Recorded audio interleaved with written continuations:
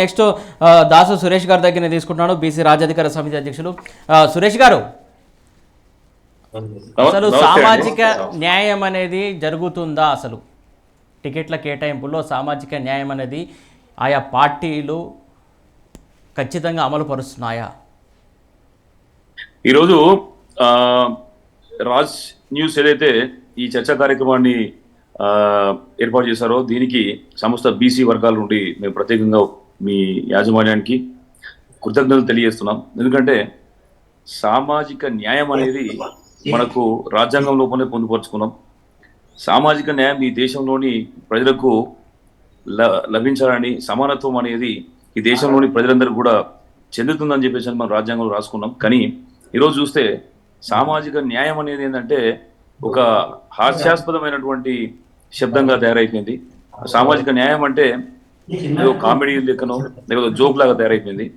ఎందుకంటే తెలంగాణ ఏర్పడేటటువంటి క్రమం లోపల మనం చేసినటువంటి వంట వార్పు కావచ్చు, మిలియన్ మార్చ్ కావచ్చు, పెన్ డౌన్ కావచ్చు, ఇలా అనేక కార్యక్రమాలు, సాగరహారం కావచ్చు, అన్ని కుల వృత్తులు, అన్ని వృత్తి సంఘాలు లేకపోతే కుల సంఘాలు అన్ని కూడా రోడ్డు మీదకి వచ్చేసి వాళ్ళు రకరకాల ప్రదర్శనలు చేసి మన నాయి బ్రాహ్మణ సోదరులు కటింగ్ చేయకుండా లేకపోతే రోడ్డు మీదకి వచ్చేసి కటింగ్ చేయడం కావచ్చు, మన ముదిరాజు సోదరులు రోడ్డు మీదకి వచ్చి పండ్లు అమ్మడం కావచ్చు, చేనేత కార్మికులు రోడ్డు మీదకి వచ్చి మగ్గం చేయడం కావచ్చు, ఇలా అనేక రకాలైనటువంటి ప్రదర్శనలు చేయడంతో పాటు అనేక మంది బీసీ సామాజిక వర్గానికి సంబంధించినటువంటి వ్యక్తులు ఆత్మార్పణం చేయడం వల్ల సిద్ధించినటువంటి ఈ తెలంగాణలో కేవలం ఈ తెలంగాణ అనేది దురాపాలైంది.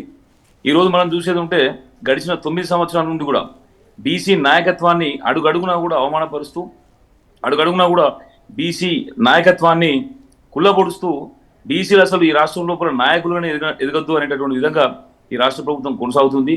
దీనికి ప్రధానమైనటువంటి ఉదాహరణ ఏంటంటే సహకార సంఘాలలో ఇప్పటి వరకు కూడా గడిచిన 9 సంవత్సరాల నుంచి వెళ్ళి అన్ని కుల వృత్తులు సహకార సంఘాలలో కూడా ఎన్నికలు లేకపోవడం.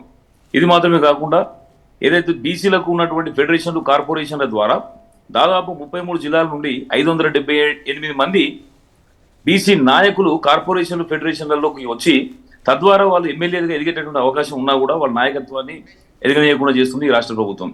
ఇది మాత్రమే కాకుండా ఇంతకుముందు వాళ్ళు ప్రకటించినటువంటి 115 సీట్లలో బీసీలకు కేవలం 23 సీట్లను మాత్రమే ప్రకటించి వాళ్ళకి సురేష్ గారు, మరింత లోతుగా డెప్త్కి వెళ్దాము.